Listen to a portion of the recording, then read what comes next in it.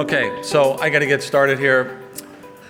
I base my decisions on life, the big picture that I look at, I kind of use these two principles as a guiding force for what I've been doing as a newsletter writer. I was just telling Mark here, July will be 20 years as a newsletter writer, and learned a lot of things through the course of those years. But what I've seen, besides death and taxes, the two most certain things that I see in our generation since 1971 is wars and rumors of wars. That will always be with us. And governments and central banks debasing currency since 1971. I believe this has now reached a crescendo after all these years, decades and decades of abuse. The end game is finally looks to be right ahead of us here. So some of my comments, that's kind of how I look at the big picture thing from my perspective. So my 2020 outlook, everybody wants to know what we all think for the new year. Last year when I spoke at this conference, gold wasn't really doing much, and I said 2019 will be the year that gold broke out. It did, okay? So we had a strong year for gold. In 2019, we were up 18%. It was the best performing year for the yellow metal since 2010 and represented the first year of a new gold bull cycle, which I expect will continue in 2020. So it's looking very good for us. And it's a year of continuation. I say continuation because I think what we've been seeing in 2019, it's just going to get more pronounced. These trends that are pushing gold prices higher, you're going to see things are going to get much more pronounced month after month, and gold will continue to trek higher, which I'll talk about later. So gold continues to creep higher in its long-term ascent to a new high, in my view. Despite a strong U.S. dollar and U.S. economy, gold continues to move higher. It's the canary in the coal mine analogy I always like to use. The old coal miners used to use the little birds in the cages to let them know when methane gas was present. Humans can't smell it. It's very dangerous. So when they saw the canaries keel over because they were very sensitive to it, the miners knew to get out. Well, a rising gold price is the canary in the coal mine. It's telling the public something's wrong. But most people aren't listening, right? The bubble economy has everybody in euphoria, but gold keeps going higher. Why? Well, these are the things you need to understand. Gold moves when real rates are negative. Of course, real rates started to decline as interest rate cuts have been implemented around the world. This is the new reality. Negative real rates always, not sometimes, not 90% of the time, they always push gold higher. The currency wars, I mean, it's a race to the bottom. It's just stupid how this all works and how one country tries to take advantage of the other. But that's what we see. The bond market, which typically when the Dow stocks start having problems, they go to the bond market. That's a mess. That safe haven trade is not there anymore. You have 17 trillion in government and corporate bonds that have negative yields. Talk about ludicrous, right? Talk about insane. Who can think up this stuff, right? It's central bankers who are caught in these desperate scenarios. They have to do these kind of things. Europe moves towards recession. There's more and more data showing that, and political tensions are rising dramatically in Hong Kong, Iran, and elsewhere around the world. That will always continue. But gold will move up for the basic fundamentals, regardless of what happens geopolitically. So also gold is the only true safe haven left for smart investors, and that's who's buying. The smartest people in the world are buying gold regardless of what everyone else says, with the talking heads in the media. Gold is moving up because smart central banks, smart investors, smart funds are buying gold. It's clear. More and more countries also are hoping for a U.S. dollar demise. The ones that understand this, they understand the U.S. has had this unfair advantage for so long.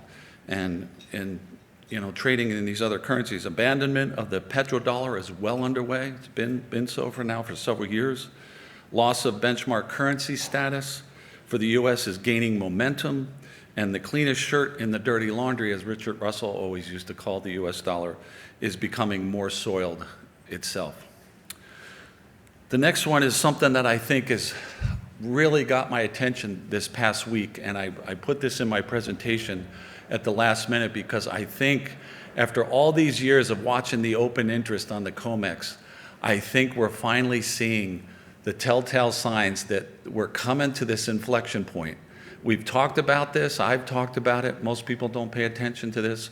But silver and gold's overall open interest is the tell we have been talking about for years, is the open interest is the paper in the markets that are only backed by the exchange's good faith, but not actually physical metal. When the physicals run dry, the price will break free as the demands for physical get forced upon the COMEX, as manufacturers demand the product by purchasing the physicals at any cost in order to stay in business. I think this inflection point, we're really getting close to this, and this is where gold could start to break free. And even conservative estimates of gold, a higher gold price, would be eclipsed by this kind of activity if and when it occurs, and I think it's definitely going to occur. So gold's going higher because the trends, these trends, continue. They've been in place for quite some time. You have the Central Asian banks that have been net buyers of gold for 10 consecutive years. And Asian central banks still have very low gold holdings, which could mean countries like China continue to switch treasury holdings into gold. For gold, an increase of 20% of central bank reserves implies 22 KT additional demand for gold. That's astounding. That's 5 times the 2018 demand. So you're seeing these central banks stepping up to the plates now. Why? Because again, the dollar's losing. The smart people now see the writing on the wall. They're starting to protect themselves. And next, despite some near-term optimism on equities and economic conditions overall, especially in the US, I generally expect a push in 2020 amid continued uncertainty on the US-China trade war. Details, timing of a more comprehensive deal are unknown at this point. You got the Brexit situation and lingering fears of a global economic slowdown, a recession for which we are seeing clearer signs in Europe, especially in Asia, but less so in the US. It's an election year in the US. I think it'll be a push, but gold will go higher. It doesn't matter what happens in the US, gold's going to go higher. It doesn't matter what happens with the dollar, gold will continue to go higher. So this uncertainty is leading to most central banks around the world continuing to cut their rates, which is supportive, of course, of gold prices. Lower yields tend to lead to higher gold. In the US, the Fed has indicated a pause in rate cuts, but this stance could change quickly, as we saw last year, if economic fundamentals weaken. It is worth highlighting that what really moves quality gold companies' equities is the commodity price itself, followed by the company's specific factors. And I think we're going to see a lot of those factors come into view as companies get to work this exploration season in particular. So this was my quote from the MIF in November, just a couple months ago. Gold will move towards the US 1675 to 1725 level. There's a big technical resistance right at 1725. And you can see gold's already hit 1600 on the geopolitical stuff with Iran. And I said it would back off. It did. It's settled back, but now it's starting to move again. So we're pushing towards 1600 already. And this is quite a move just since November when I made this quote. To go higher than this, and I believe gold will go higher, much, much higher to a new high and beyond, but to go much higher, we will need a major catalyst, something like the collapse of Deutsche Bank, which we all know is in trouble, or something similar in magnitude. There are dozens of potential black swans that could act as such a catalyst. We don't know what they are. We don't know which one it'll be. I stopped counting when I got to 30 potential black swans, any one of which could start the dominoes going. So in my view, the next Lehman Brothers or AIG moment is already underway. The public just doesn't know about it. We'll find out about it when the crisis hits. With such a gold price in this 1650, 1675 to 1725 that I see coming, the major gold producers will rake in the profits. And as this happens, this will prompt buyouts of top-notch discoveries and massive reinvestment into exploration. Desperately needed money in our sector. This will also be the key to further prompt more funds back into the exploration sector. M&A activity will begin to increase in 2020 and become greater and greater beyond that. So a lot of positive things coming. And I think many of you can sense that. That's why you're here. I am talking with everyone. I can sense the excitement. We're going to make money again. And A recent quote, this is John Rubino. He was interviewed by Greg Hunter at USA Watchdog. I really enjoyed the interview, and this particular quote, I think, really spells it out. You know, people always ask me, Greg, what's the timing of this? It's so hard to predict the demise for the U.S. dollar and these kind of things. It seems like it's gone on forever. You know, since 1971, you could see the degradation decade after decade, right? When does this all come to an end? When does this finally happen? Well, this is a quote that I think is really apropos with that in mind. He said, "We have entered a new stage, which feels like one of the end stages of this whole process, when governments just give up and don't even pretend to try and control their finances anymore." Well, we are there. That's when it will be clear to everybody that that is the case, and then your gold goes through the roof. The investment thesis ends with you loading up on precious metals and then riding the inflation and our monetary reset that has to happen because of past mistakes. These mistakes, it's all coming to a head. Everything is coming to a head very quickly now. And smart people can see this, they can sense it, and that's why gold continues to move. Other metals I like, silver obviously. I love anything precious metals for what's coming, of course. Silver's the laggard. It's been disappointing, but it always lags. The first move is in gold. Gold always moves first. And when's silver going to play catch up? Well, when it does, it'll eclipse the performance in gold very quickly, because, you know, dollar for dollar invested, silver usually outperforms gold by the time the bull market is in full gear. So that's what I see. I love silver. I think now's a good time to consider some silver companies, silver situations, while they're still cheap. Once silver goes, these equities related to silver move very big, very quickly. So there's some great opportunity there. Copper, I'm not much of a base metals guy right now other than copper. Copper looks, you know, strong based on the fundamentals, but it's more of a growth thing with the economy. If the economy continues to do well, the issue is that the fundamentals are tight, and any big new copper discovery will be gobbled up by the major copper producers who are desperate to replenish those reserves. So don't forget about copper. Platinum and palladium. Wow, palladium just hit $23.50, $2,350 an ounce. That's quite exciting. Platinum just busted out over $1,000 today. It was just 3-4 months ago, it was $750, $800. I was telling everybody, buy platinum. Platinum and palladium are 15 times more rare than gold. I always give the analogy, you know, if you took all the physical gold that exists above ground in the world and you poured it into a giant cube, all the jewelry, bracelets, necklaces, rings, bullion coins and bars, central bank holdings, the whole kit and caboodle, you melt it, the cube measures 30 yards by 30 yards by 30 yards. This is why they call it precious. The analogy with platinum is an Olympic-sized swimming pool. If you started pouring all the liquid platinum that exists above ground in the world, the liquid platinum would only fill up to your ankles, the top of your ankles. That's all the platinum that exists above ground in the world. Very precious. And what do you think is going to happen when oceans of fiat money backed with nothing but political promises of nothing, right? When that paper money suddenly realizes it's in trouble, money in the bank, the old, hey, it's as good as money in the bank, suddenly flies out the window, and people are going to rush into anything related to precious metals. Well, there'll be no room to receive it. That's why you get these predictions of just sky-high crazy prices for anything related to precious metals. So interestingly enough, I wrote a report back in, I think it was 2007-8. I'll show you the chart here in a minute. Well, let's just go to that right now. Palladium, okay? Palladium got below $200, and I wrote a report in 2007 that buy palladium coins and bars. It's just so ridiculous that it got that low, right? Well, platinum and palladium are sister metals that are typically mined together.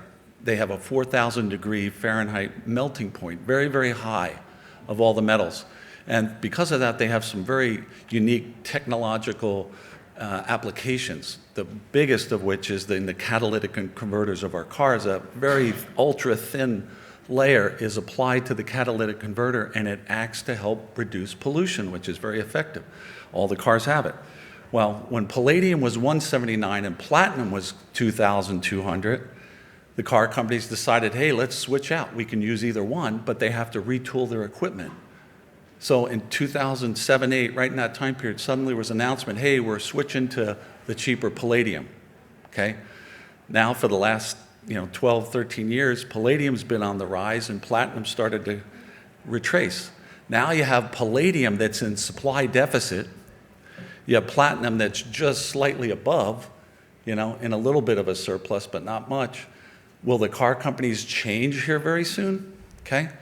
I've been telling my clients who bought back in those days, I had several clients call me in the last week, hey, should we sell palladium and buy platinum? Yes, that could be a good trade. It's going to probably go higher. Palladium's probably going to go higher, but I would take the profits and put it into the cheaper platinum because both are going to do well as a precious metal and then more as a base metal related to the catalytic converter situation. So here you see the chart. That's a very good looking chart for palladium. Now look at what happened to platinum. Platinum was 2,200. The announcement gets made. They're going to retool, switch to the cheaper palladium. Whack. We're all the way down to 800. Okay. I think something similar could happen with palladium just because, why pay $2,400 an ounce for something you can buy right now at 1,000? Okay, the car companies are going to make that choice, I think, at some point. So that's an interesting play, an interesting trade. So the other thing, all these bubble markets, the pot stocks, the Dow stocks, some of the crypto stuff, I think the overvalued bubble markets, when they begin to tank, we're going to start to attract a lot more attention. General investors will eventually find their way towards the only true safe haven, which is precious metals. They'll probably find gold first, and after gold, they'll trickle down into the other metals because of availability. They will be late, but they will come with a vengeance, trying to protect their gains from those markets. Many will hold too long and lose. So I think this is a great trade right now. Sell the overvalued markets and buy the undervalued precious metals markets. The mining stocks, the equities are ridiculously cheap prices compared to where they'll be when this market changes. So currently, even investors in the junior mining shares are still a bit shy to really come into our market like they have in the past. But they are, and they will. And so I'm very optimistic on that side. Many of you are telling me as I'm walking around, hey, I bought a bunch of that, I bought some of this. These are good things right now. So only the best of best companies have really begun to move at this point. And even them, all are still ridiculously low levels compared to where they'll be. When I'm looking for in exploration stocks, I have the thesis that, I build my portfolio with my subscribers as the bedrock is physical precious metals that you should own and take delivery of. After that, you go into the royalty plays like an Ely Gold, an EMX Gold, or a Metalla. That's bedrock for me, okay? After that, we go into the development or near-term production stories like a Golden Predator with their Brewery Creek. This is what the big funds want. They don't want the risk of exploration drill holes. They want near-term production. They want revenue, right? And that's where that money's supporting right now. But exploration is the fun part of this business. It's the treasure hunt. It's where we can make our biggest gains. And I love the stories that I'm talking about for this exploration season this year. I'm very excited about it. Let's see, I only got a minute left here, so I got to...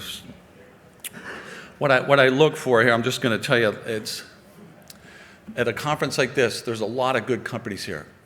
The newsletter writers screen the companies that get here. It's a much smaller audience. It's a much smaller group of companies, but they're handpicked by the newsletter writers, and we won't invite somebody unless we feel they're really deserving of it, and that's a good situation for you who are attending. You get to look at quality plays. Now, to distinguish the best from the very best, you have these distinguishing characteristics that I look for, and these are the things that set us apart and how I was able to get involved with Great Bear. I saw something there, it worked out well, and we've all made a lot of money. I see a lot of these similar characteristics in many of the companies I'm recommending right now. So That's fun. I'll have to skip that.